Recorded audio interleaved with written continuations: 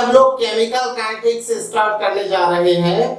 Chemical kinetics, इस chapter में हम लोग केमिकल रिएक्शंस के मोशन की बात करेंगे। केमिकल काइनेटिक्स, काइनेटिक्स का मतलब है मोशन। एक्चुअल में केमिकल रिएक्शन का जो मोशन है, रेट है, वो इंडस्ट्रियल पॉइंट ऑफ व्यू से हमारे लिए बहुत इंपॉर्टेंट है। लेकिन सारी रिएक्शंस का रेट नहीं। कुछ रिएक्शंस ऐसी रिएक्शंस होती हैं जो बहुत फास्ट रिएक्शंस होती हैं। ऐसी फास्ट रिएक्शंस के रेट हमारे लिए कोई इंपॉर्टेंट नहीं है। जैसे देखिए एसिड बेस न्यूट्रलाइजेशन रिएक्शन, जैसे कोई एसिड और बेस आपस में रिएक्शन करते हैं, न्यूट्रलाइजेशन रिएक्शन, तो इसमें सॉल्ट बनेगा और वाटर बनेगा। अभी इस तरह के रिएक्शन बहुत फास्ट रिएक्शन होती है, इनके होने में फ्रैक्शन ऑफ सेकंड लगता है। तो ऐसी रिएक्शंस का रेट हमारे लिए बहुत इंपॉर्टेंट नहीं है। ये है फास्ट रिएक्शन, ये फास्ट रिएक्शंस है। ये रिएक्शंस फ्रैक्शन ऑफ सेकंड में हो जाते हैं, बहुत कम टाइम में ये रिएक्शन हो जाती है। तो ऐसी रिएक्शन का रेट हमारे लिए इंपॉर्टेंट नहीं है, क्योंकि कभी भी हम इस टाइप की रिएक्शन से प्रोडक्ट के फॉर्मेशन को कभी भी हम इंडस्ट्री में अप्लाई नहीं करेंगे। ये इतनी फास्ट रिएक्शन होती है, इनके होने में नैनो सेकंड का टाइम लगता है, फ्रैक्शन ऑफ सेकंड लगता है। तो जब कभी भी हमें NaCl एसिड बेस न्यूट्रलाइजेशन से बनाना होगा तो हम क्या करेंगे, बहुत सारा HCl ले लेंगे, बहुत सारा NaOH ले लेंगे और दोनों को मिक्स करेंगे और NaCl हमें मिल जाएगा।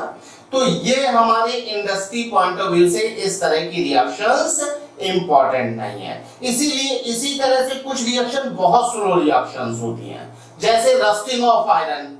तो जो बहुत स्लो रिएक्शंस होती हैं, ऐसी रिएक्शंस भी हमारे लिए इंडस्ट्रियल पॉइंट ऑफ व्यू से इंपॉर्टेंट नहीं है। जैसे रस्टिंग ऑफ आयरन, ये जो Fe है, ये ऑक्सीजन से रिएक्शन करके Fe2O3 बनाता है। ये क्या है, वेरी स्लो रिएक्शन है, बहुत स्लो रिएक्शन है। ये भी reaction industrial point of view से इंपॉर्टेंट नहीं है। इन वेरी फास्ट और वेरी स्लो रिएक्शन के बीच में कुछ रिएक्शन मीडियोकर रिएक्शंस हैं, जो ना तो बहुत फास्ट है और ना ही बहुत स्लो है। ऐसी reactions industrial point of view से बहुत इंपॉर्टेंट है, और इस चैप्टर में हम लोग ऐसी रिएक्शन की ही स्टडी करने वाले हैं। जैसे एग्जांपल देखिए, नाइट्रोजन हैबर प्रोसेस से अमोनिया का फॉर्मेशन, नाइट्रोजन और हाइड्रोजन से अमोनिया का फॉर्मेशन। अभी यहां पर अमोनिया के फॉर्मेशन के लिए यहां पर कुछ कंडीशंस होती हैं। हाई प्रेशर हाई होना चाहिए, हाई टेम्परेचर हाई होना चाहिए। Fe कैटलिस्ट होता है, मॉलिब्डेनम कैटलिस्ट मोटिवेटर होता है। ये हैबर प्रोसेस से अमोनिया का फॉर्मेशन है। ये क्या है, ना तो बहुत फास्ट रिएक्शन है और ना ही बहुत स्लो रिएक्शंस है। तो इंडस्ट्रियल पॉइंट ऑफ व्यू से ऐसी रिएक्शंस जो ना बहुत फास्ट रिएक्शंस है और ना बहुत स्लो रिएक्शंस है, ऐसी रिएक्शंस हमारे लिए बहुत इंपॉर्टेंट है। अमोनिया के बनाने का हम प्लांट डालेंगे, इस प्रोसेस से अमोनिया के प्रिपरेशन का, अमोनिया के मैन्युफैक्चरिंग का हम लोग प्लांट डालेंगे, लेकिन कभी भी इस प्रोडक्ट का प्लांट नहीं डालेंगे। क्यों? क्योंकि इस प्रोडक्ट के प्लांट, इस प्रोसेस से NaCl बनाने का प्लांट डालने की कोई जरूरत ही नहीं है। फ्रैक्शन ऑफ सेकंड में जो है NaCl बन जाएगा। कितना भी NaCl हमें चाहिए होगा, 2-4 सेकंड में वो NaCl सारा हम प्रिपेयर कर सकते हैं। तो कभी भी इस तरह के प्रोडक्ट बनाने के हम लोग फैक्ट्री नहीं डालेंगे। सिमिलरली यहाँ पर जो प्रोडक्ट बहुत लंबे टाइम में बन रहा, बहुत स्लो रिएक्शन है, प्रोडक्ट की फॉर्मेशन में सालों लग रहे हैं, ऐसे प्रोडक्ट को बनाने की भी फैक्ट्री हम लोग नहीं डालेंगे। क्यों?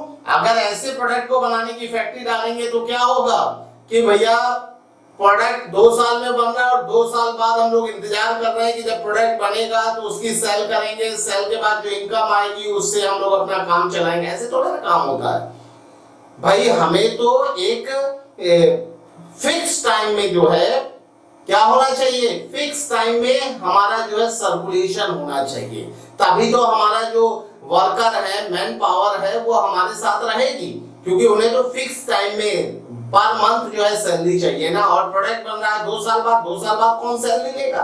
तो यहाँ पर बहुत फास्ट और बहुत स्लो रिएक्शन कि हम लोग क्या है इंडस्ट्री नहीं डालते हैं, ऐसे प्रोडक्ट की हम लोग इंडस्ट्री नहीं डालेंगे जो प्रोडक्ट बहुत फास्ट रिएक्शन से बन रहा होगा या बहुत स्लो रिएक्शन से बन रहा। हम ऐसे प्रोडक्ट की फैक्ट्री डालेंगे जिसके होने में कंसीडरेबल टाइम लगेगा, मतलब 1 घंटे में कुछ सफिशिएंट अमाउंट हमें प्रोडक्ट मिले, ताकि हम उस प्रोडक्ट को पर डे या वीकली या मंथली सेल करके उससे इनकम ले पाए, और हमारे साथ जो लोग जुड़े हुए हैं या हम जिन रिसोर्सेज का यूज कर रहे हैं उनका हम पेमेंट कर पाए।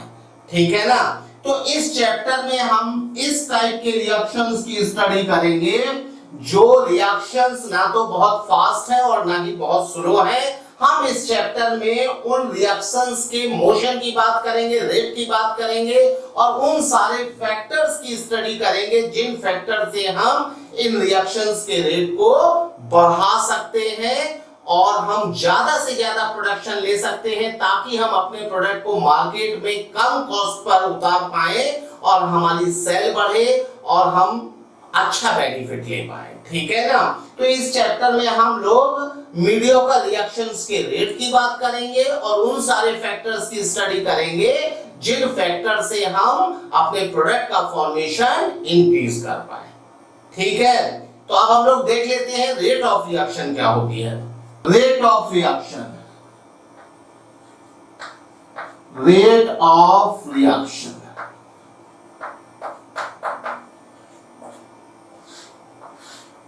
देखिए, रेट ऑफ रिएक्शन कैसे डिफाइंड है। अगर हम एक रिएक्शन लें, नाइट्रोजन गैस इससे हाइड्रोजन गैस रिएक्ट कर रहा है और रिएक्ट करके अमोनिया बना रहा है, ट्वाइस NH3 गैस। ठीक है ना। इसमें इस रिएक्शन का रेट क्या होगा, हमें ये बात पता है, जब ये A मोल कंज्यूम होगा तो ये 3A मोल कंज्यूम होगा और ये 2A मोल बनेगा। अब देखिए यहां पर जब ये A मोल कंज्यूम हो रहा तो ये 3 मोल कंज्यूम हो रहा है, 2A मोल कंज्यूम हो रहा है, इसका मतलब इसका रेट 3 टाइम्स होगा इसके रेट से। 1 सेकंड में मान लीजिए नाइट्रोजन 1 मोल कंज्यूम हुआ तो हाइड्रोजन 3 मोल कंज्यूम होगा और अमोनिया 2 मोल बनेगा। तो यहां पर तो नाइट्रोजन के कंजम्पशन का रेट, नाइट्रोजन के डिसअपीयरेंस का रेट, हाइड्रोजन के डिसअपीयरेंस का रेट, ये और अमोनिया के अपीयरेंस का रेट, ये सारी चीजें अलग अलग होंगी।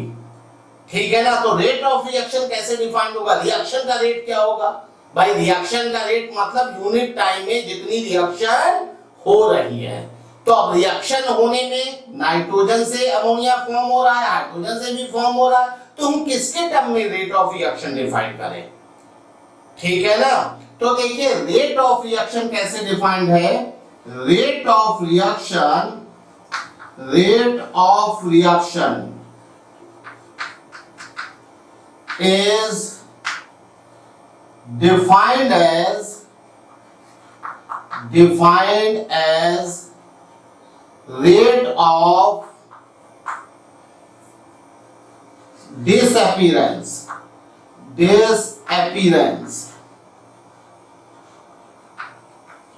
of any reactant or rate of appearance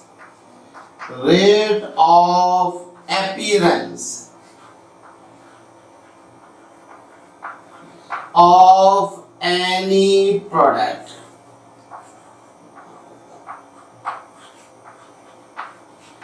in unit stoichiometry.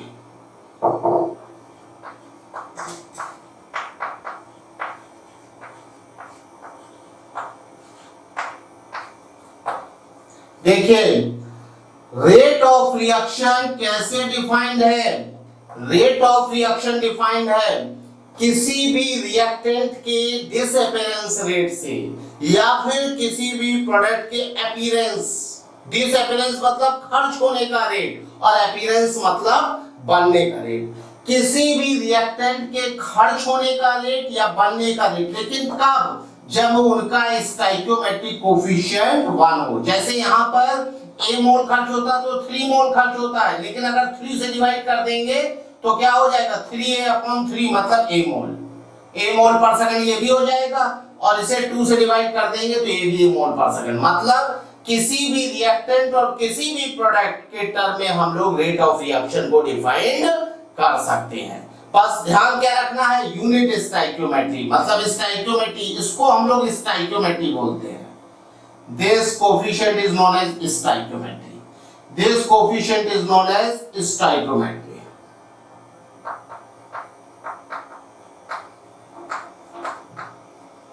ये है stoichiometry, ये और ये, ठीक है? तो rate of reaction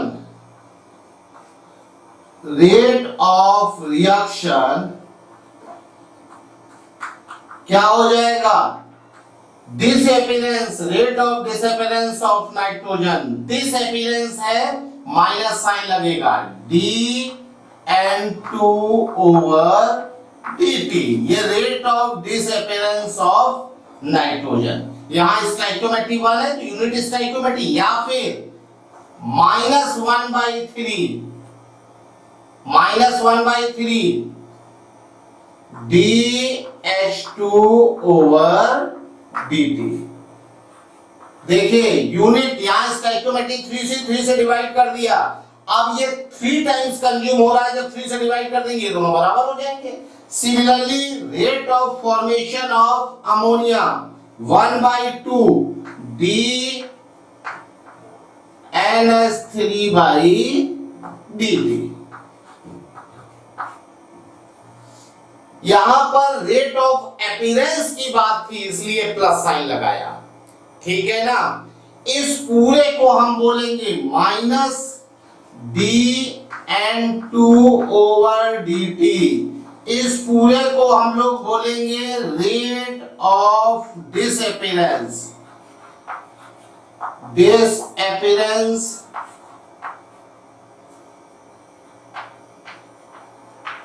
of nitrogen का रेट ऑफ डिसअपीयरेंस, और -dH2/dt को बोलेंगे रेट ऑफ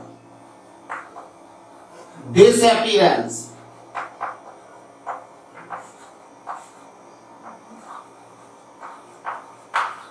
ऑफ हाइड्रोजन, ठीक है ना? इसी तरह से dNH3/dt, इसको बोलेंगे रेट ऑफ अपीयरेंस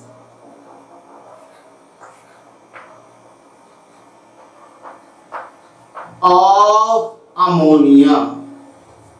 बच्चा लोगों ये बात समझ में आ रही है? यहां पर माइनस साइन इसलिए लगाया है ताकि ये रेट ऑफ डिसअपीयरेंस हो, ये रेट ऑफ डिसअपीयरेंस। जहां पर माइनस साइन डिसअपीयरेंस खर्च होने का रेट, जब कोई चीज डिक्रीज होती है तो उसका डेरिवेटिव नेगेटिव होता है, एक माइनस साइन लगा दिया तो नेगेटिव प्लस, ये नेगेटिव है और ये नेगेटिव प्लस। क्यों? क्योंकि नाइट्रोजन का कंसंट्रेशन डिक्रीज कर रहा है। अच्छा अगर आपसे कोई ये पूछे कि ये बताइए dN2/dt क्या है? dN2/dt तो ये है rate of change of concentration of nitrogen, minus sign लगा देंगे तो rate of disappearance of nitrogen, ठीक है ना? तो यहां पर रेट हम लोग किसी भी रिएक्टेंट या फिर प्रोडक्ट के टर्म में डिफाइंड कर सकते हैं। यहां पर नाइट्रोजन है तो नाइट्रोजन के टर्म में भी डिफाइन कर सकते हैं, हाइड्रोजन के टर्म में भी, ठीक है ना? लेकिन ध्यान रहे यूनिट स्टोइकियोमेट्री, यहाँ स्टोइकियोमेट्री 3 है तो 3 से डिवाइड करेंगे, यहाँ स्टोइकियोमेट्री 2 है तो 2 से डिवाइड करें। किसी भी रिएक्टेंट या किसी भी प्रोडक्ट के टर्म में हम लोग रेट ऑफ रिएक्शन को डिफाइन कर सकते हैं। मतलब ये हमारा जो रेट ऑफ रिएक्शन है ये किसी भी रिएक्टेंट या फिर किसी भी प्रोडक्ट के टर्म में डिफाइंड है जब यूनिट स्टोइकियोमेट्री हो। ठीक है, इसमें एक एग्जांपल हम लोग देख लेते हैं, फिर हम लोग आगे बढ़ते हैं। Example, in above reaction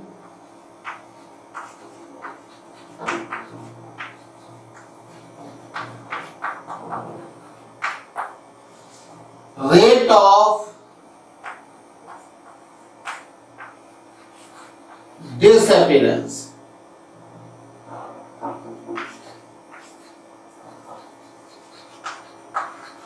of hydrogen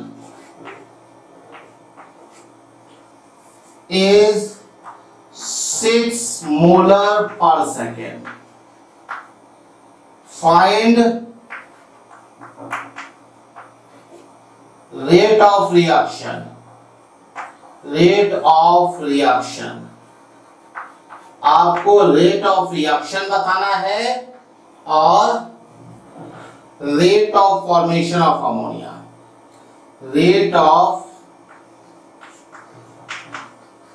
formation of ammonia.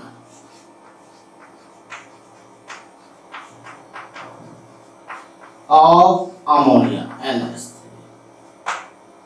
Rate of formation of ammonia. तो सिंपली आपको क्या दिया गया है, rate of disappearance of hydrogen, मतलब आपको दिया है -DH2/dt।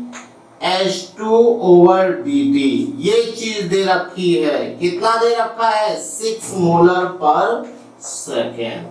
तो यहां पर आप इसकी जगह -DH2/dt की जगह 6 रख देंगे तो आपका आंसर आ जाएगा ना। यहां पर 6 रखेंगे, -DH2/dt है 1/3, ये 2 हो जाएगा। तो यहां पर रेट ऑफ रिएक्शन क्या हो जाएगा, 2 हो जाएगा। और रेट ऑफ रिएक्शन निकालना था 2 मोलर पर सेकेंड हो जाएगा। और rate of formation of ammonia कितना हो जाएगा, 4 मोलर पर second.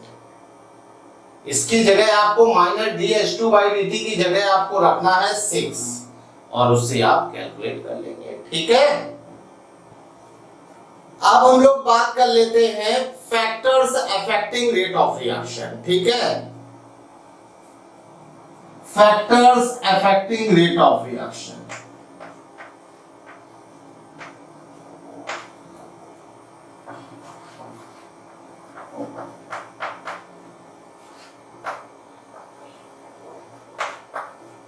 Rate of reaction.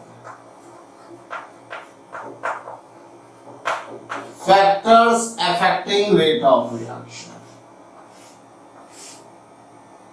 Factors affecting rate of reaction. देखिए, रेट ऑफ रिएक्शन को अफेक्ट करने वाला पहला फैक्टर है concentration of reactant.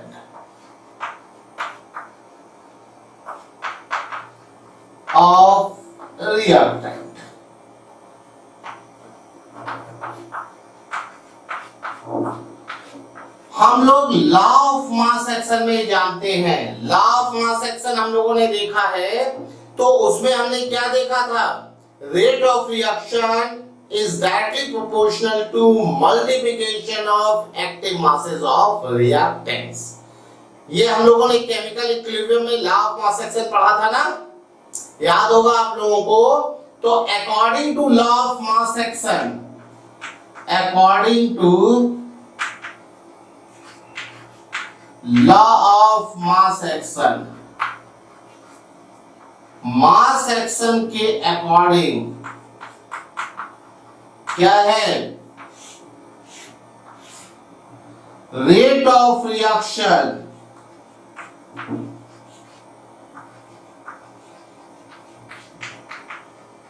is directly proportional to concentration of reactant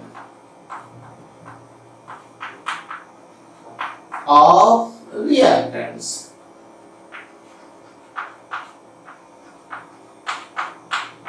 तो यहां पर तो कुछ सोचना ही नहीं है, जो हमारा law of laugh mass action था उसमें क्या कहा गया था, कंसंट्रेशन ऑफ रिएक्टेंट्स के डायरेक्टली प्रोपोर्शनल होगा rate of reaction. Concentration of reactant बढ़ाएंगे तो रेट ऑफ रिएक्शन बढ़ेगा। ठीक है, कोई प्रॉब्लम नहीं है।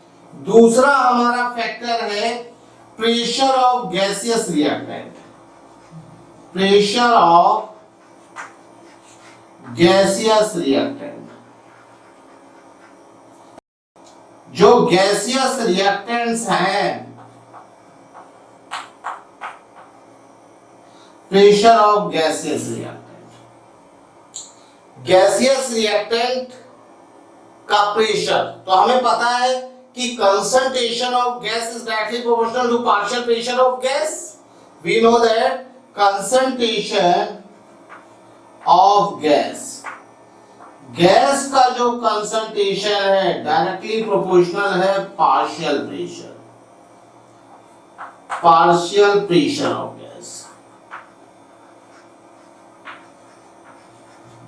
Of gas. ठीक है ना। अब ये पार्शियल प्रेशर ऑफ गैस के डायरेक्टली प्रोपोर्शनल है, इसका मतलब क्या हुआ, रेट जो है वो डायरेक्टली प्रोपोर्शनल होगा किसके, प्रेशर ऑफ गैस के। और ये हम लोग जानते भी थे, लॉ ऑफ मास एक्शन में हमने देखा था रेट को हम लोग प्रेशर के टर्म में, गैस के प्रेशर के टर्म में भी डिफाइन कर सकते हैं। पता था ना आपको। मान लीजिए जैसे एक रिएक्शन है, हम एक रिएक्शन ले रहे हैं, nitrogen gas plus hydrogen gas H2 gas, इससे बन रहा है अमोनिया ट्वाइस NH3 गैस। तो अगर इसके रेट की हम बात करेंगे तो rate is equal to K concentration of nitrogen, concentration of hydrogen का क्यूब।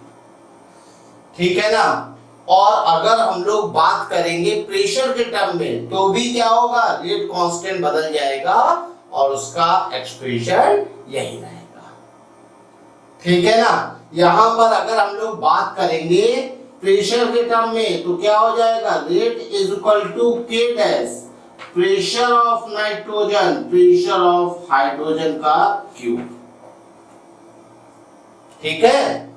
तो यहां पर पार्शियल प्रेशर के भी डायरेक्टली प्रोपोर्शनल होगा और कंसंट्रेशन के भी डायरेक्टली प्रोपोर्शनल होगा। ठीक है। अब थर्ड फैक्टर है जो रेट ऑफ रिएक्शन को अफेक्ट करता है, वो है temperature.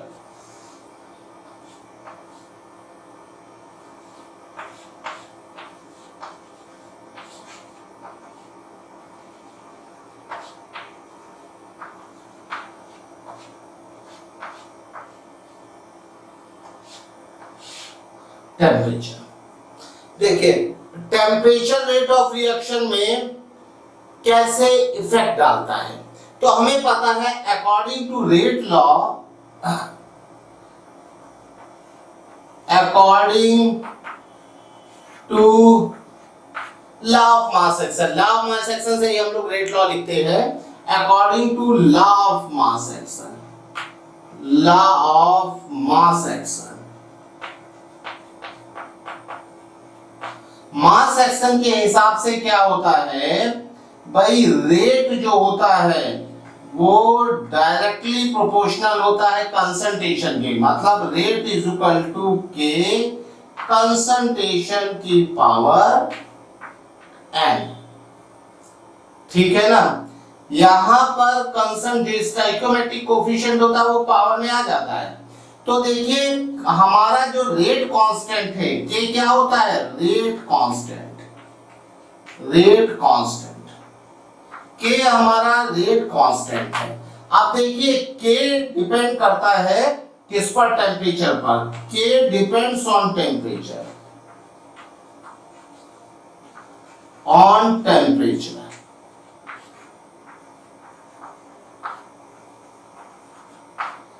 K depends on temperature according to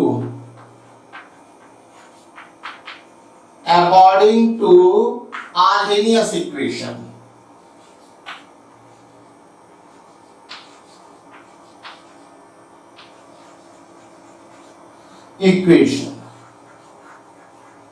ये आर्हेनियस इक्वेशन के अकॉर्डिंग ये हमारा डिपेंड करेगा। आर्हेनियस इक्वेशन क्या है? आर्हेनियस इक्वेशन होती है K is equal to A e to the power minus EA upon R। ये हमारी आर्हेनियस इक्वेशन है। K है रेट कांस्टेंट, A है हमारा आर्हेनियस कांस्टेंट, ये activation energy, R gas constant और T टेम्परेचर। तो हम लोग इसको जरा डिटेल में देख लेते हैं कि ये क्या है। आर्हेनियस इक्वेशन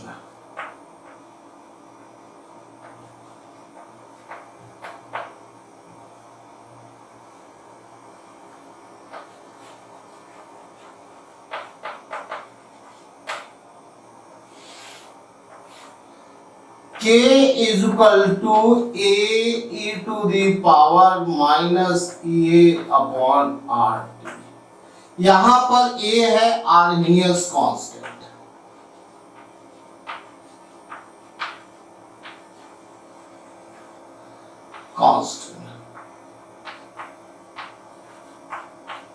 और EA है एक्टिवेशन एनर्जी।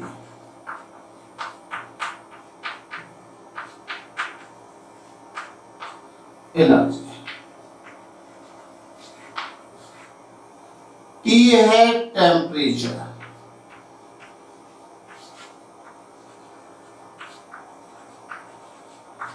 T क्या है? टेम्परेचर। R है हमारा गैस कांस्टेंट,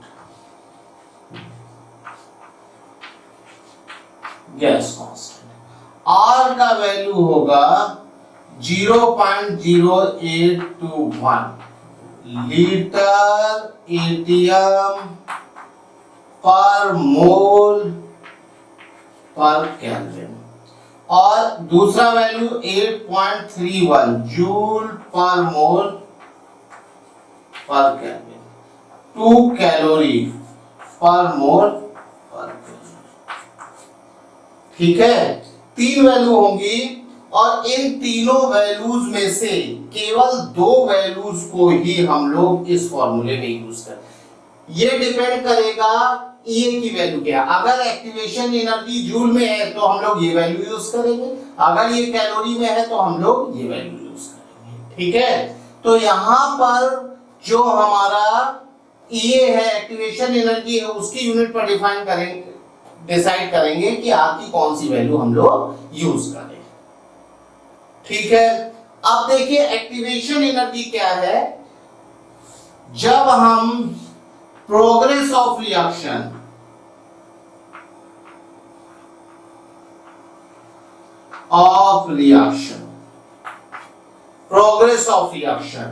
और एनर्जी में ग्राफ खींचेंगे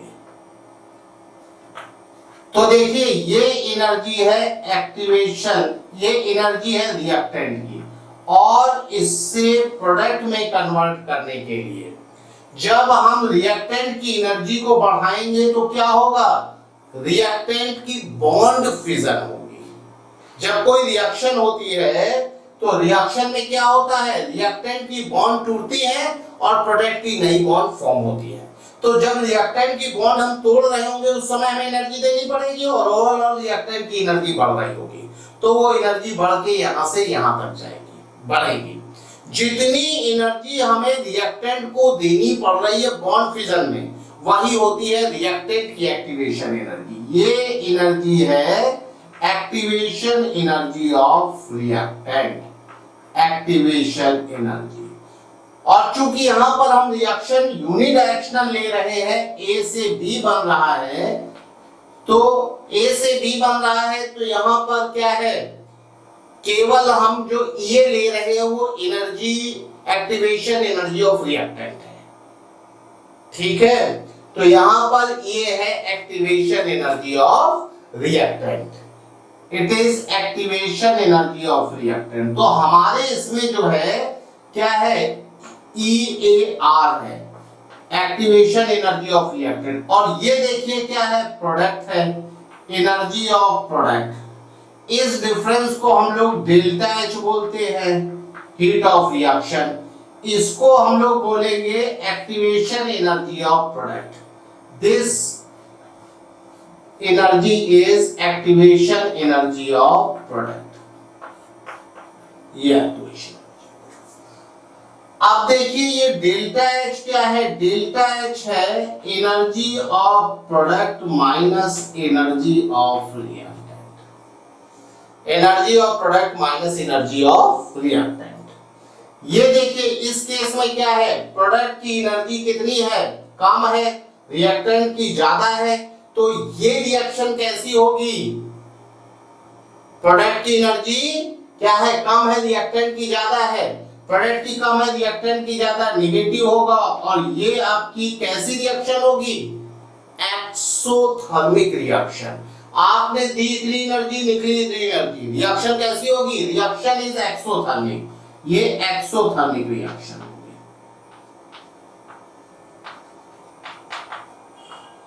रिएक्शन एक्सोथर्मिक रिएक्शन, ठीक है। तो यहां पर क्या है कि डेल्टा एच नेगेटिव है, इसलिए ये एक्सोथर्मिक रिएक्शन है, और जो आपकी एक्टिवेशन एनर्जी है, चूंकि यूनिडायरेक्शनल रिएक्शन हम ले रहे हैं तो एक्टिवेशन एनर्जी ऑफ रिएक्टेंट को ही यहां पर कंसीडर करेंगे, बैकवर्ड रिएक्शन की बात नहीं कर रहे, फॉरवर्ड रिएक्शन की बात कर रहे हैं, ठीक है, बात समझ में आई। ये आपकी इक्वेशन, लेकिन देखिए इस फॉर्म में इक्वेशन को सॉल्व करना आसान नहीं है, ये फॉर्म बहुत टफ फॉर्म है, यहां पर ये एक्सपोनेंशियल फॉर्म है, कैलकुलेशन आप नहीं कर सकते, तो इसको कैलकुलेशन को इजी करने के लिए हम लोग इसे लॉग फॉर्म में कन्वर्ट कर लेते हैं, ठीक है। Taking log both side, taking log both side,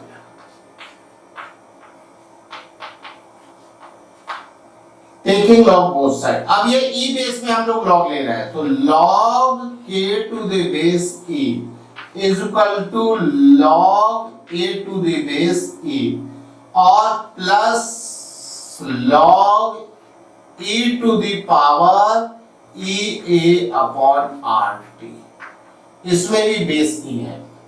देखिए यहां पर इसको हम आगे ले आएंगे और log e to the base e 1 होगा, इसे हम 10 बेस में बदलेंगे तो 2.303 log k to the base 10, यहां भी 2.303 log a to the base 10, और यहां ये आ जाएगा माइनस EA अपॉन RT। अब देखिए 2.303 से डिवाइड कर देंगे तो log k to the base 10 is equal to log a to the base 10 minus EA upon 2.303 RT, ये EA लिख देते हैं।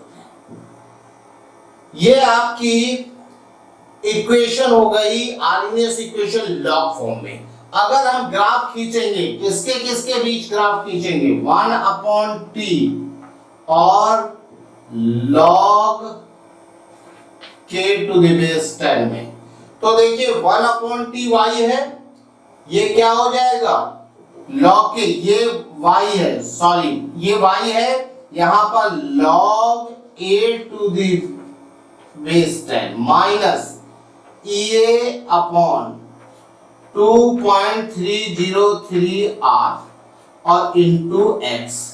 1 अपॉन टी को हमने x एक्सिस में लिया है तो उसकी जगह हमने x लिख दिया।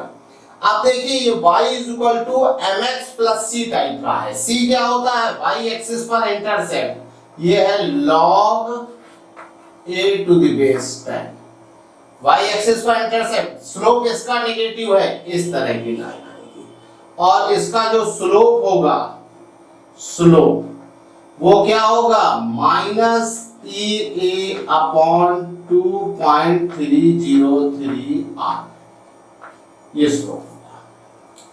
तो ये आपकी log k और 1 अपॉन टी में ग्राफ है। लेकिन अगर कोई k और 1 अपॉन टी में ग्राफ खींचे तो k और 1 अपॉन टी में देखिए ग्राफ क्या होगा, 1 अपॉन टी और k में ग्राफ, तो उसको हम इससे खींच सकते हैं। तो यहाँ पर a e to the power minus x type का ग्राफ होगा, क्योंकि यहाँ पर 1/tx है, तो इसको हम लोग क्या करेंगे, जब ये 1/t 0 होगा तो e की पावर 0, भाई 1/t जब 0 होगा तो e की पावर 0 मतलब a वैल्यू होगी ना, ठीक है, e की पावर 0 1 और ये a, तो यहां पर ये a हो जाएगा। और जब 1/t इनफाइनाइट होगा तो वो 0 को टेंड करेगा। ये इस तरह का ग्राफ आएगा। लेकिन अगर k और t में हम ग्राफ खींचेंगे तो k और t में देखिए ग्राफ कैसा आएगा, k और t में ग्राफ, ये t है और ये k है। जब t 0 होगा तो क्या हो जाएगा, 1/t इंफिनिटी, e की पावर माइनस इंफिनिटी मतलब 0, 0 से ये इसको अप्रोच कर रहा होगा, ए वैल्यू को अप्रोच करेगा। इनफाइनाइट टाइम पर ये ए को टेंड करेगा। तो ये हमारे ग्राफ हो गए। अब एक और हम लोग आर्हेनियस इक्वेशन का एक और फॉर्मूला देख लेते हैं, दो टेम्परेचर और उनके रेट कांस्टेंट में रिलेशन, ठीक है। देखिए अगर T = T1 में K क्या हो, K = K1 हो, और यहां पर T = T2 टेम्परेचर पर K = K2 हो, तो T1 T2 और K1 K2 में क्या रिलेशन होगा। यहां से इस रिलेशन से फायदा ये होगा कि हमारा आर्हेनियस कांस्टेंट एलिमिनेट हो जाएगा और हम इजीली किसी भी टेम्परेचर पर रेट कांस्टेंट कैलकुलेट कर पाएंगे, क्योंकि रिएक्शन में आर्हेनियस कांस्टेंट निकालना टफ जॉब है, ठीक है। तो अभी देखिए यहां पर हम लोग इसे क्या लिख सकते हैं, K1 = a -EA/RT1। इसको क्या लिख सकते हैं, K2 = a -EA/RT2। ये इक्वेशन 1 है और ये इक्वेशन 2 है। 1 को हम 2 से डिवाइड कर देंगे, इक्वेशन 1